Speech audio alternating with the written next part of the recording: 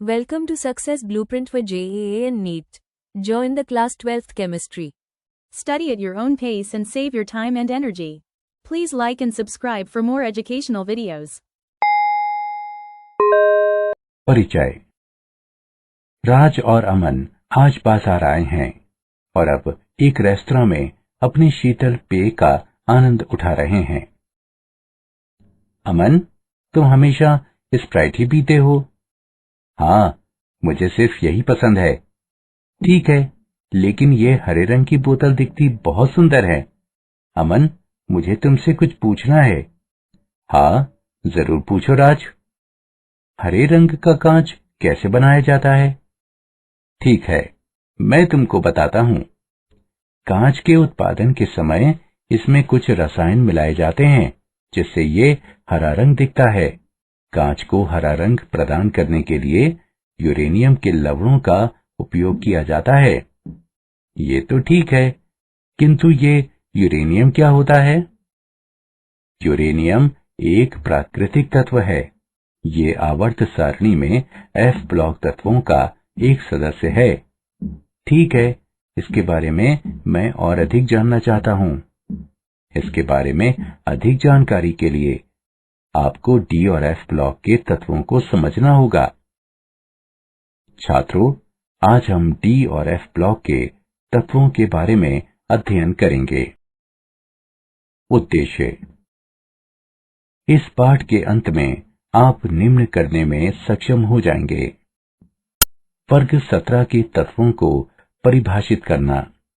वर्ग 17 के तत्वों के भौतिक तथा रासायनिक गुणों की व्याख्या करना। वर्ग 17 के तत्वों के हैलाइडों और ऑक्साइडों का वर्णन करना। फ्लोरीन के असामान्य गुणों का विश्लेषण करना। क्लोरीन के निर्माण और इसके गुणों की व्याख्या करना। अंतरा हैलोजन यौगिकों के बारे में जानना।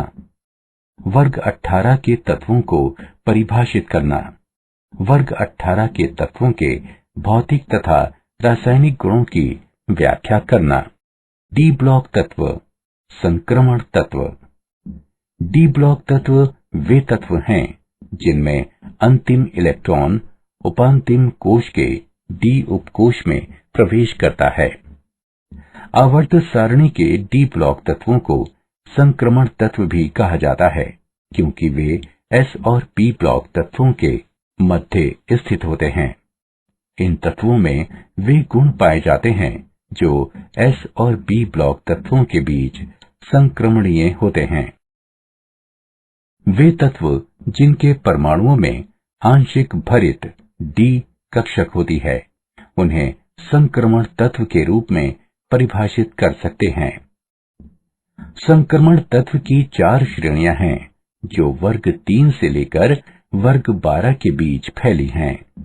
इन तत्वों का साधारण इलेक्ट्रॉनिक विन्यास निम्न है। इलेक्ट्रॉनिक विन्यास।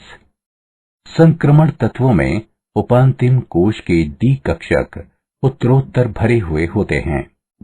संक्रमण श्रेणियां 3 हैं। ये इस प्रकार हैं। पहली संक्रमण श्रेणी में 3 डी कक्षकों का भराव शामिल है। ये स्कैंडियम से शुरू होकर जिंक तक जाती हैं। दूसरी संक्रमण श्रेणी में 4 डी कक्षकों का भराव शामिल है और इसमें अट्रियम से लेकर कैडमियम तक 10 तत्व शामिल हैं। तीसरी संक्रमण श्रेणी में 5 डी कक्षकों का भराव शामिल है। ये लैंथेनम से शुरू होकर मरकरी तक जाती है। परमाणविक त्रिज्या एवं आयनिक त्रिज्या। परमाणविक त्रिज्या।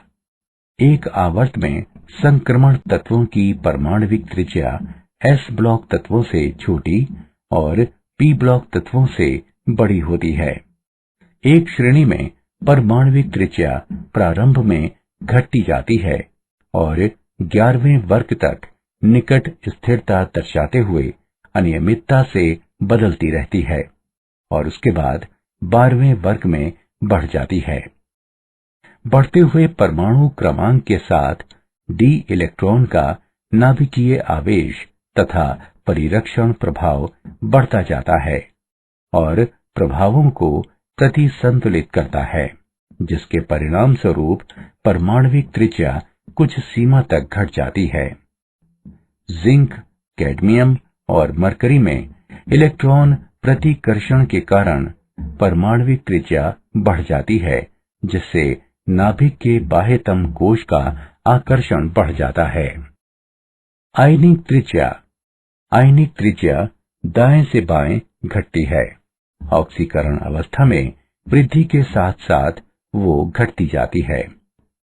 समान ऑक्सीकरण अवस्था के लिए साधारणतया नाभिकीय आवेश में वृद्धि के साथ आयनिक त्रिज्या घट जाती है।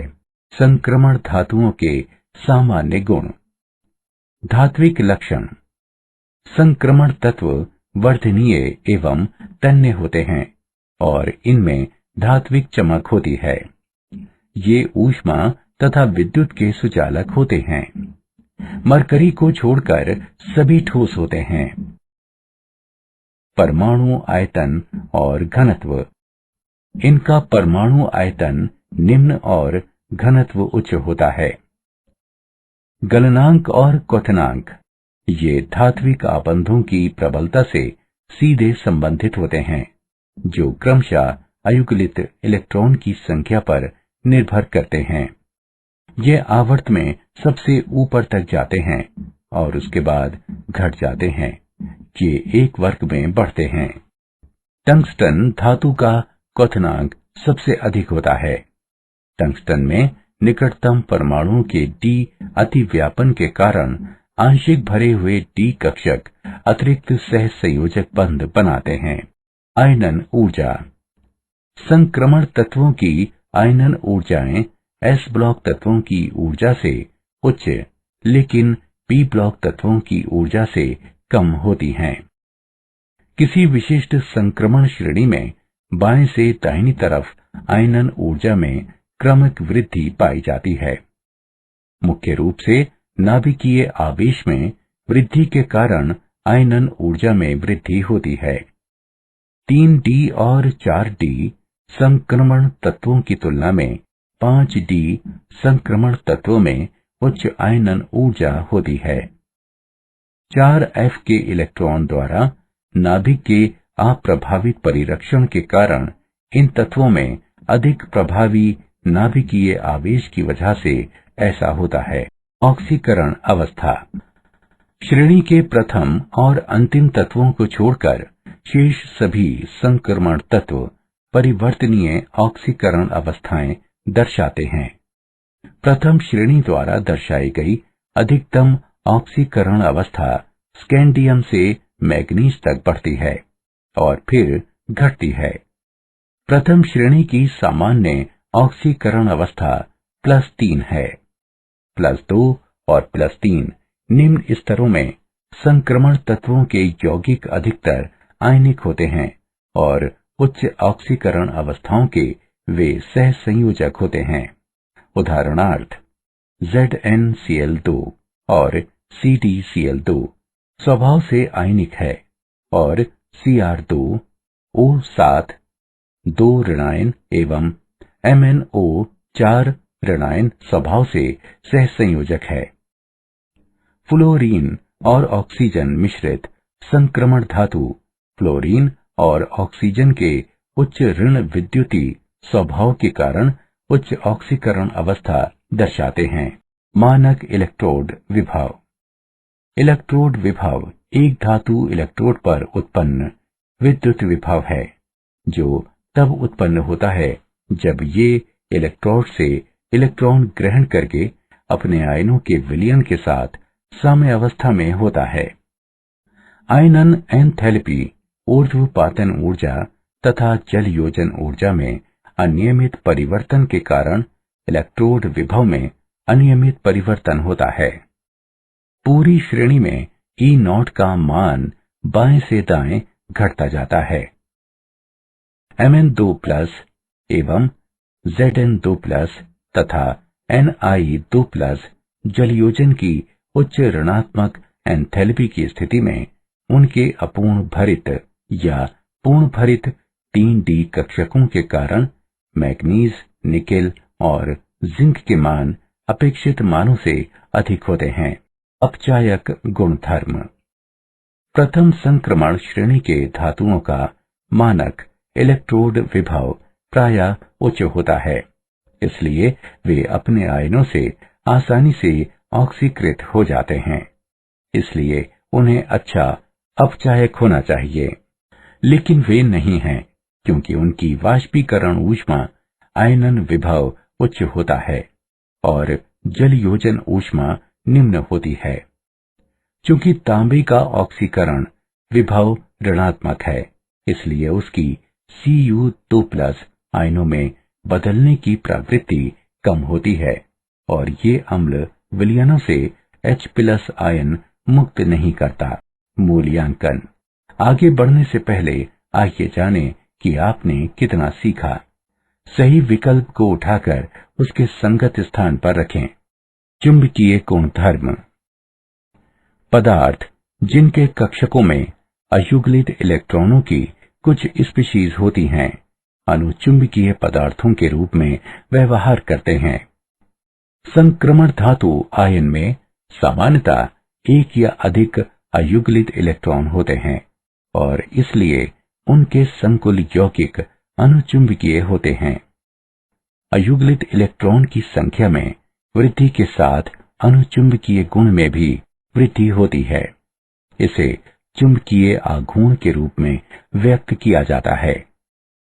प्रथम संक्रमण श्रेणी के तत्वों के चुंबकीय आघूर्ण की गणना अयुग्लित इलेक्ट्रॉनों के साथ प्रचक्रण मात्र सूत्र द्वारा की जा सकती है। संकुल यौगिकों का बनना। संक्रमण तत्वों में लुईस क्षारकों के साथ समन्वय संकुल बनाने की तीव्र प्रवृत्ति होती है। इन वर्गों को लिगंड कहा जाता है। एक लिगंड सामान्यतः एक तटस्थ अणु या एक ऋणायन होता है। उदाहरणार्थ FeCN6 4 ऋणायन, NiCN4 2 ऋणायन और PtCl4 2 ऋणायन। संक्रमण धातुओं की संकुल यौगिक बनाने की अधिक क्षमता निम्न तथ्यों के कारण है। वे छोटे आकार के होते हैं। वे उच्च आवेशित आयन होते हैं। लिगंड द्वारा प्रदान किए गए एकल इलेक्ट्रॉन युग्म को स्वीकार करने के लिए उनके पास रिक्त निम्न ऊर्जा वाले कक्षक होते हैं। संकुल यौगिक जिनमें धातु +3 ऑक्सीकरण अवस्था में है, वे सामान्यतः +2 ऑक्सीकरण अवस्था की तुलना में अधिक स्थायी होते हैं। रंगीन आयनों का बनना। संक्रमण धातु आयन और उनके यौगिक प्रायः रंगीन होते हैं। एक मुक्त पृथक गैसीय संक्रमण धातु आयन में 5D कक्षक अपह्रासित होते हैं। वास्तविक स्थिति में आयन या तो विलायक अणुओं से या फिर लिगेंड से घिरे होंगे। घिरे हुए वर्ग D कक्षकों की ऊर्जा को प्रभावित करते हैं और सामान्यतः वे अलग अलग ऊर्जा वाले D कक्षकों के 2 समूहों में विभाजित हो जाते हैं। ये बहुत ही कम ऊर्जा अंतर के संगत होती है और इसलिए प्रकाश दृश्य प्रक्षेत्र में अवशोषित हो जाता है। इसलिए जब श्वेत प्रकाश इन संकुल यौगिकों पर पड़ता है तो वे इलेक्ट्रॉन के संवर्धन के लिए एक विशिष्ट रंग की तरंग दैर्ध्य अवशोषित करते हैं और पदार्थ पूरक रंग जैसा दिखता है। उत्प्रेरकीय गुण। संक्रमण धातुओं की उत्प्रेरकीय सक्रियता निम्न कारणों से हो सकती है। संक्रमण धातुएं अपनी परिवर्तनशील संयोजकता के साथ एक अस्थायी मध्यवर्ती यौगिक बनाती हैं, जो अभिक्रिया के लिए निम्न सक्रियण ऊर्जा का एक नया पथ प्रदान करते हैं। उदाहरणार्थ आयरन आयोडीन और परसल्फेट आयन के बीच होने वाली अभिक्रिया को उत्प्रेरित करता है। संक्रमण धातु मुक्त संयोजकता के साथ अत्यधिक पृष्ठ क्षेत्रफल प्रदान करता है, जिस पर अभिकारक अणु अवशोषित होते हैं। परिणाम स्वरूप उत्प्रेरक की सतह पर अभिकारक की सांद्रता में वृद्धि हो जाती है और अभिकारक के अणुओं में उपस्थित आबंध दुर्बल हो जाते हैं। अधिकांश संक्रमण धातु और इनके यौगिक अनेक अभिक्रियाओं को उत्प्रेरित करने के लिए जाने जाते हैं। उदाहरणार्थ, हाइड्रोजन के लिए पैलेडियम का उत्प्रेरक के रूप में उपयोग किया जाता है। पॉलीथीन के उत्पादन में जैगलर नटा उत्प्रेरक के रूप में टाइटेनियम ट्राइक्लोराइड का उपयोग किया जाता है। हाबर पराक्रम में अमोनिया उत्पादन के लिए आयरन का उपयोग किया जाता है। विविध अपचायक प्रक्रियाओं में निकेल का उपयोग उत्प्रेरक के रूप में किया जाता है। अंतराकाशी यौगिकों का बनना। संक्रमण धातुएं बड़ी संख्या में अंतराकाशी यौगिक बनाती हैं, जिसमें छोटे आकार वाले परमाणु संक्रमण धातु क्रिस्टल जालक की रिक्त अंतराकाशी अवकाश के भीतर संपाशित हो जाते हैं। इनमें जो आबंध होते हैं वो ना तो आयनीय होते हैं और न ही सहसंयोजी। उदाहरणार्थ, Mn4n और Fe3H। क्रिस्टल जाल में उपस्थित छोटे परमाणु संक्रमण धातुओं की वर्तनीयता और तन्यता घटा देते हैं, लेकिन उनकी तनन सामर्थ्य बढ़ा देते हैं। उदाहरणार्थ, अंतराकाशी अवकाशों में संपाशित कार्बन की उपस्थिति के कारण कास्ट आयरन और स्टील कठोर हो जाते हैं। इनके गलनांक उच्च होते हैं तथा रासायनिक रूप से ये निष्क्रिय होते हैं। मिश्रातुओं का बनना। एक मिश्रातु उन दो या अधिक तत्वों का सजातीय संकर है जिनमें एक धातु होती है, जहां परिणामी पदार्थ में धात्विक गुण पाए जाते हैं। इसके गुण इसके घटकों के गुणों से अलग होते हैं।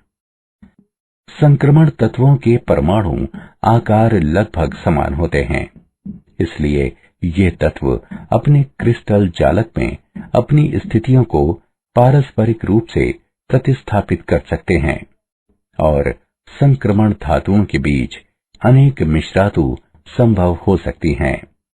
उदाहरणार्थ, पीतल, कांसा और विविध प्रकार के स्टील।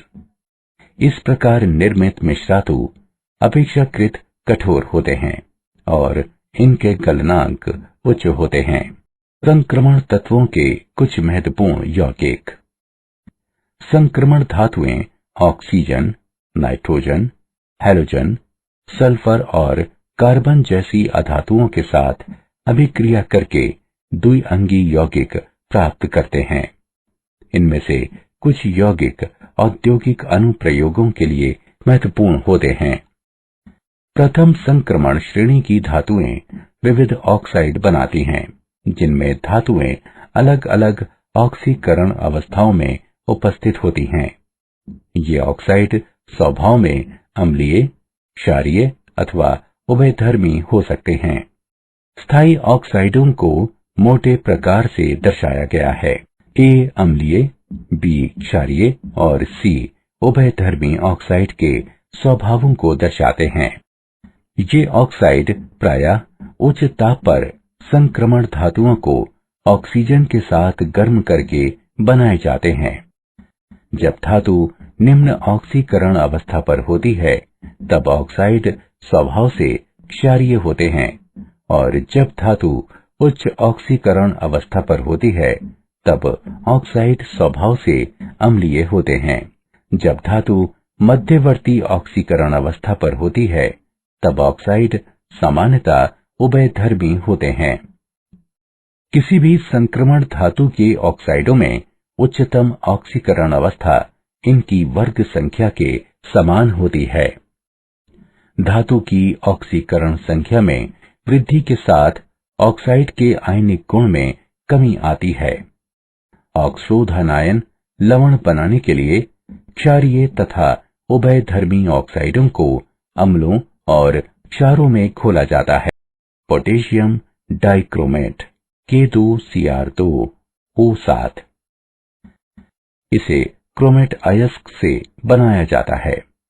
अयस्क का पाउडर बनाने के बाद उसे वायु की उपस्थिति में Na2CO3 के साथ संगलित किया जाता है तो सोडियम क्रोमेट प्राप्त होता है और CO2 मुक्त होती है। उसके बाद संकलित द्रव्यमान को जल से छान लिया जाता है क्योंकि सोडियम क्रोमेट जल में घुलनशील होता है, इसलिए ये विलयन में चला जाता है और Fe2O3 शेष रह जाता है। सोडियम क्रोमेट विलयन को सल्फ्यूरिक अम्ल के साथ संसाधित करने से सोडियम क्रोमेट सोडियम डाइक्रोमेट में परिवर्तन हो जाता है। सोडियम सल्फेट कम घुलनशील होता है, इसलिए इसे डेका हाइड्रेट के रूप में क्रिस्टलित करके निस्यंदन द्वारा हटा दिया जाता है।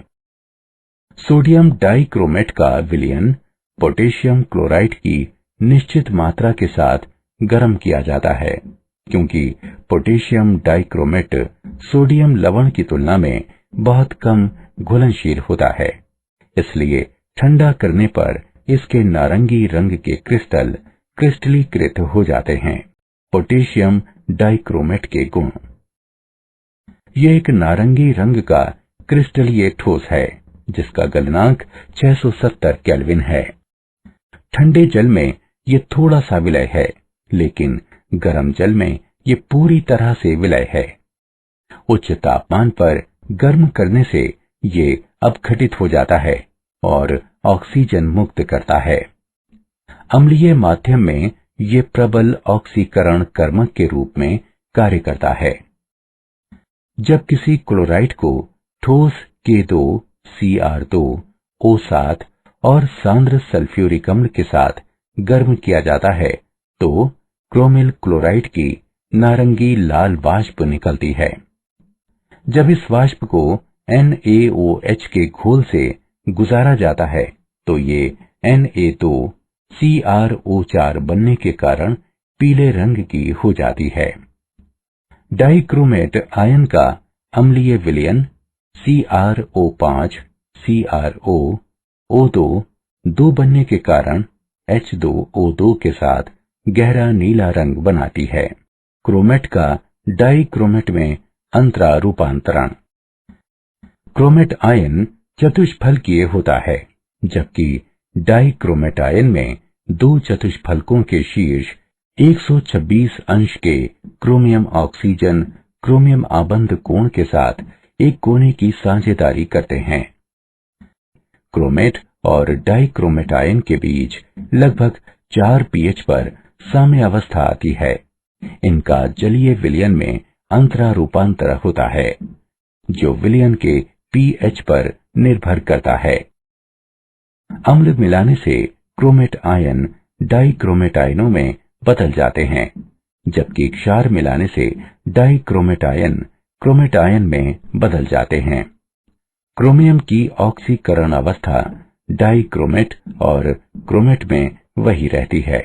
Potassium permanganate KMnO4। Potassium permanganate अकार्बनिक रसायन यौगिक है जिसका सूत्र KMnO4 है। ये एक लवण है जिसमें K धनात्मक और MnO4 ऋणात्मक आयन होते हैं। ये काले रंग के चूर्ण पायरोलोराइट से प्राप्त किया जाता है। पायरोलोराइट को KOH और वायु के साथ संगलित किया जाता है। इससे हरे रंग का उत्पाद पोटेशियम मैग्नेट प्राप्त होता है। औद्योगिक स्तर पर इसका उत्पादन K2MnO4 के जलीय विलयन के वैद्युत अपघटनी ऑक्सीकरण द्वारा किया जाता है। मैग्नेट और परमैंगनेट आयन दोनों चतुष्फलकीय होते हैं। एक अयुगल इलेक्ट्रॉन के साथ हरा मैग्नेट अनुचुंबकीय है, लेकिन बैंगनी परमैंगनेट प्रतिचुंबकीय है। पोटेशियम परमैंगनेट के गुण। पोटेशियम परमैंगनेट एक बैंगनी काले रंग का ठोस क्रिस्टल है जिसका गलनांक 523 केल्विन है। वो पानी में विलय है सांद्र अवस्था में इसका जलीय विलयन बैंगनी रंग का होता है, लेकिन इसके तनु विलयन का रंग गुलाबी होता है। बहुत गर्म करने पर यह विघटित होकर ऑक्सीजन को मुक्त करता है।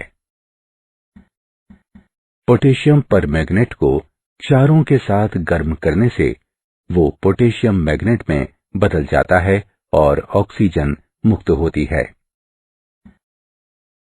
ये क्षारीय और अम्लीय माध्यम में एक प्रबल ऑक्सीकरण कर्मक है।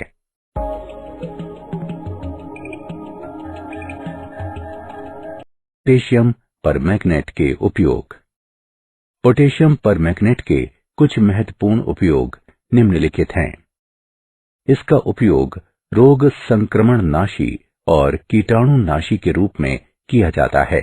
KMnO4 के अत्यधिक तनु विलयन का उपयोग जख्मों को साफ करने के लिए किया जाता है। इसका उपयोग प्रयोगशाला और उद्योग में ऑक्सीकरण कर्मक के रूप में किया जाता है।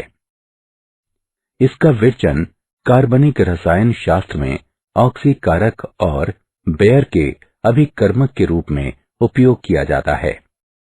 इसका उपयोग दुर्गंध युक्त कुएं के पानी की शुद्धिकरण के लिए किया जाता है। इसका उपयोग फेरस लवणों, ऑक्सैलिक अम्ल और ऑक्सलेट के आयतनी मापन में किया जाता है। F ब्लॉक तत्व, आंतर संक्रमण तत्व। F ब्लॉक तत्वों में अंतिम इलेक्ट्रॉन उपांत्य पूर्व ऊर्जा स्तर अर्थात N-2 F कक्षक में प्रवेश करता है, जहां N 6 या 7 हो सकता है। इस अंतिम इलेक्ट्रॉन को विभेदीय इलेक्ट्रॉन भी कहा जाता है। इन तत्वों को आंतर संक्रमण तत्व भी कहा जाता है, क्योंकि N-2 F कक्षक उपांतिम कोश के काफी भीतर स्थित होता है। इन तत्वों का सामान्य इलेक्ट्रॉनिक विन्यास निम्न है। इस आधार पर कि विभेदीय इलेक्ट्रॉन 4F कक्षक में या फिर 5F कक्षक में प्रवेश करता है, आंतर संक्रमण तत्वों की 2 श्रेणियां हैं, लैंथेनॉइड और एक्टिनॉइड। लैंथेनॉइड। जब विभेदीय इलेक्ट्रॉन 4F कक्षकों के किसी एक कक्षक में प्रवेश करता है, तब कहा जा सकता है कि वो तत्व आंतर संक्रमण तत्वों की प्रथम श्रेणी से संबंधित है। लैंथेनम के बाद के 14 तत्व इस श्रेणी के सदस्य हैं। इन्हें लैंथेनॉइड कहते हैं, क्योंकि आवर्त सारणी में ये लैंथेनम के काफी सन्निकट पाए जाते हैं। इन सभी तत्वों के परमाणुओं के इलेक्ट्रॉनिक विन्यास में 6s2 एक समान है, परंतु 4F स्तर पर परिवर्तनशील निवेशन है। अधिकांश तत्वों में एकल 5d इलेक्ट्रॉन को 4F स्तर तक पहुंचाना प्रभावशाली ढंग से अनुकूल है। सीरियम, गैडोलीनियम और ल्यूटीशियम में 5d1 विन्यास है, क्योंकि वे अर्धभरित 4F स्तर को छोड़ देते हैं, जिससे उन्हें अति स्थायित्व प्रदान होता है। लैंथेनॉइड के भौतिक गुण। सभी लैंथेनॉइड चांदी की तरह श्वेत तथा नरम धातुएं हैं। लैंथेनॉइड के कुछ गुणधर्म निम्न प्रकार के हैं। रंग। अनेक त्रिसंयोजी लैंथेनॉइड आयन ठोस अवस्था तथा विलयन में रंगीन होते हैं। इन रंगों के कारण अयुग्लित F इलेक्ट्रॉनों की संख्या पर निर्भर होता है और F से F संक्रमण तक उत्पन्न होते हैं। उदाहरणार्थ Pr3+ हरा है और Pm3+ गुलाबी है। घनत्व। लैंथेनॉइडों का घनत्व उच्च होता है, जो 6.77 से 9.74 ग्राम प्रति घन सेंटीमीटर तक होता है। परमाणु क्रमांक की वृद्धि के साथ साथ इनके घनत्व में भी वृद्धि होती है। गलनांक और क्वथनांक। इनके गलनांक और क्वथनांक उच्च होते हैं और परमाणु क्रमांक में वृद्धि के साथ इनमें भी वृद्धि होती है। ऐसा इसलिए है क्योंकि आकार घटने से परमाणु के बीच आकर्षण बढ़ता है। लैंथेनॉइड के रासायनिक गुण। ऑक्सीकरण अवस्था। प्रथम 3 आयनन ऊर्जाओं का योग न्यून होता है और इसलिए सबसे सामान्य और स्थिर ऑक्सीकरण अवस्था +3 है। चुंबकीय व्यवहार। Ln3+ आयन सामान्यतः अनुचुंबकीय व्यवहार करते हैं क्योंकि उनके F कक्षकों में अयुग्लित इलेक्ट्रॉन उपस्थित होते हैं।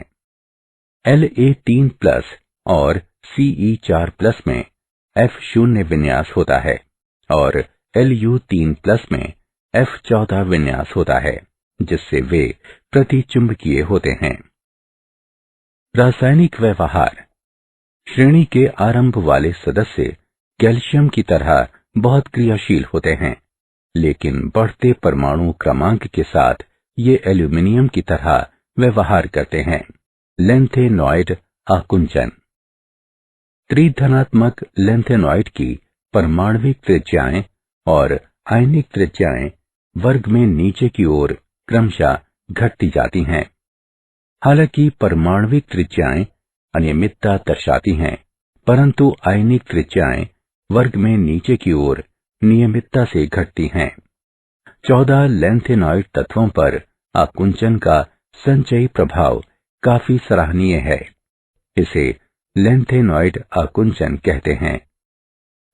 लैंथेनॉइड श्रेणी में परमाणु क्रमांक में वृद्धि के साथ प्रत्येक प्रोटॉन नाभिक से जुड़ जाता है।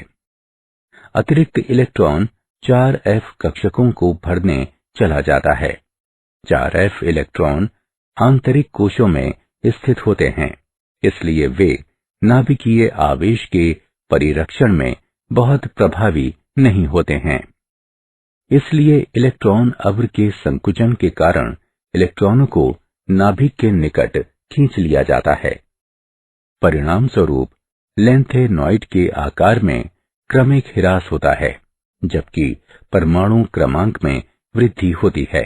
लैंथेनॉइड के उपयोग। इन धातुओं का उपयोग बहुत कम है। लैंथेनॉइड के कुछ महत्वपूर्ण उपयोग इस प्रकार हैं।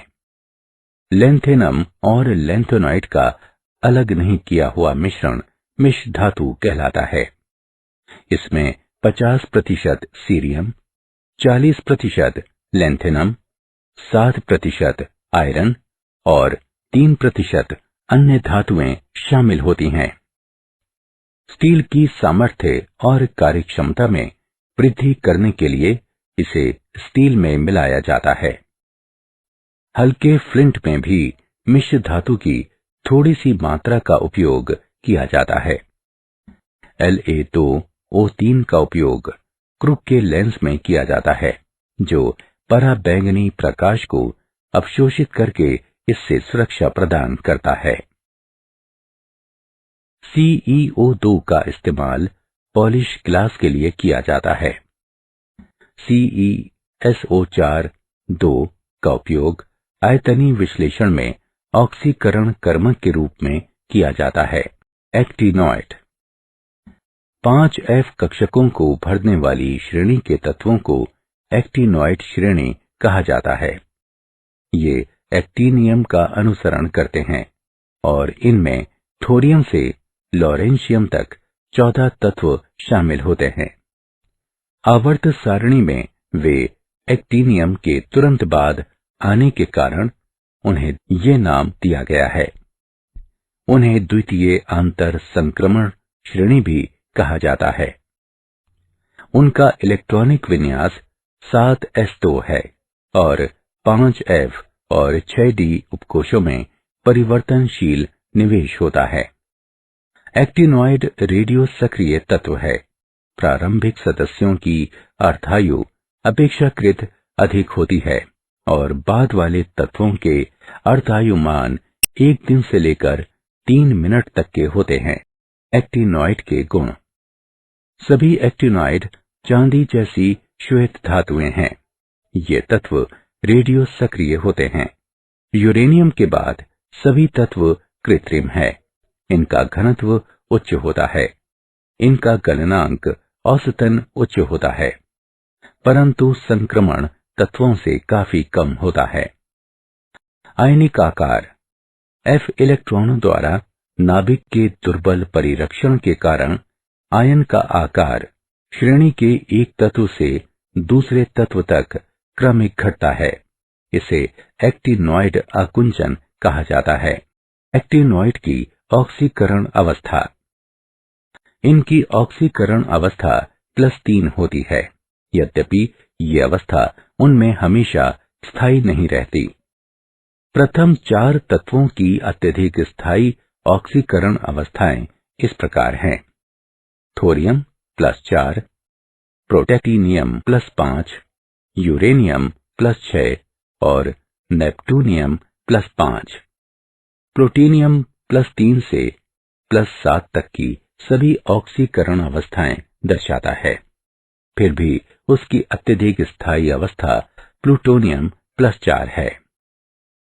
एमेरिसियम और शेष एक्टिनॉइड की ऑक्सीकरण अवस्था +3 पर अत्यधिक स्थायी है। एक्टिनॉइड के उपयोग। एक्टिनॉइड के महत्वपूर्ण उपयोग निम्न हैं। बिजली उत्पादन के समय परमाणविक भट्टी में थोरियम का उपयोग किया जाता है। कैंसर के उपचार में भी थोरियम का उपयोग किया जाता है। रिएक्टरों में नाभिकीय ईंधन के रूप में यूरेनियम का उपयोग किया जाता है। कांच को हरा रंग प्रदान करने के लिए यूरेनियम लवणों का उपयोग किया जाता है। परमाणु रिएक्टरों में ईंधन के रूप में और परमाणु बम बनाने में भी प्लूटोनियम का उपयोग किया जाता है। लैंथेनॉइड और एक्टिनॉइड में तुलना। लैंथेनॉइड में अंतिम इलेक्ट्रॉन 4f कक्षक में प्रवेश करता है, जबकि एक्टिनॉइड में 5f कक्षक में प्रवेश करता है। लैंथेनॉइड का सामान्य इलेक्ट्रॉनिक विन्यास निम्न है, जबकि एक्टिनॉइड का सामान्य इलेक्ट्रॉनिक विन्यास निम्न है। लैंथेनॉइड में परमाणु आकार में ह्रास अनियमित है, परंतु त्रिधनायन के आकार का ह्रास नियमित है, जबकि एक्टिनॉइड में परमाणु एवं आयनिक आकार में क्रमिक ह्रास पाया जाता है। लैंथेनॉइड में मुख्य और सामान्य ऑक्सीकरण अवस्था +3 है। कुछ तत्व +2 और +4 की ऑक्सीकरण अवस्था भी दर्शाते हैं, जबकि एक्टिनॉइड में संयुक्त ऑक्सीकरण अवस्था +3 है, लेकिन ये हमेशा स्थायी अवस्था नहीं है। लैंथेनॉइड आसानी से संकुल यौगिक नहीं बनाते हैं, जबकि एक्टिनाइडों में संकुल यौगिक बनाने की तीव्र प्रवृत्ति होती है। लैंथेनॉइड के यौगिक कम क्षारीय होते हैं, जबकि एक्टिनॉइड के यौगिक अधिक क्षारीय होते हैं। प्रोमेथियम के अलावा शेष लैंथेनॉइड रेडियो निष्क्रिय होते हैं, जबकि सभी एक्टिनॉइड रेडियो सक्रिय होते हैं। मूल्यांकन। आगे बढ़ने से पहले आइए जानें कि आपने कितना सीखा। सही विकल्प को उठाकर उसके संगत स्थान पर रखें। क्या आप जानते हैं, ऐसा माना जाता है कि 4000 ईसा पूर्व मिस्रवासियों ने आयरन की खोज की थी। इस तत्व का जिस युग में व्यापक उपयोग किया गया उसे विश्व इतिहास में लौह युग के नाम से जाना जाता है। कैरेट शब्द, जिसका अर्थ शुद्धता का उपयोग उपस्थित स्वर्ण की मात्रा को दर्शाने के लिए किया जाता है। 24 कैरेट शुद्ध स्वर्ण होता है और इससे कम मूल्यांकन में स्वर्ण की शुद्धता आनुपातिक रूप से कम होती जाती है। हेनरी एंटनी बेकुरेल ने सन 1896 में खोज की थी कि यूरेनियम रेडियो सक्रिय होता है। सारांश। आइए हमने जो कुछ सीखा है उसे संक्षेप में दोहराएं। डी ब्लॉक तत्व वे तत्व होते हैं जिनमें अंतिम इलेक्ट्रॉन उपांतिम कोश के डी उपकोश में प्रवेश करता है। एक आवर्त में संक्रमण तत्वों की परमाणविक त्रिज्या एस ब्लॉक तत्वों से कम और पी ब्लॉक तत्वों से अधिक होती है। किसी विशिष्ट संक्रमण श्रेणी में बाएं से दाहिनी तरफ जाने से आयनन ऊर्जा में क्रमिक वृद्धि पाई जाती है। इलेक्ट्रोड विभव एक धातु इलेक्ट्रोड पर उत्पन्न विद्युत विभव है, जो तब उत्पन्न होता है जब ये इलेक्ट्रोड से इलेक्ट्रॉन ग्रहण करके अपने आयनों के विलयन के साथ साम्यावस्था में होता है।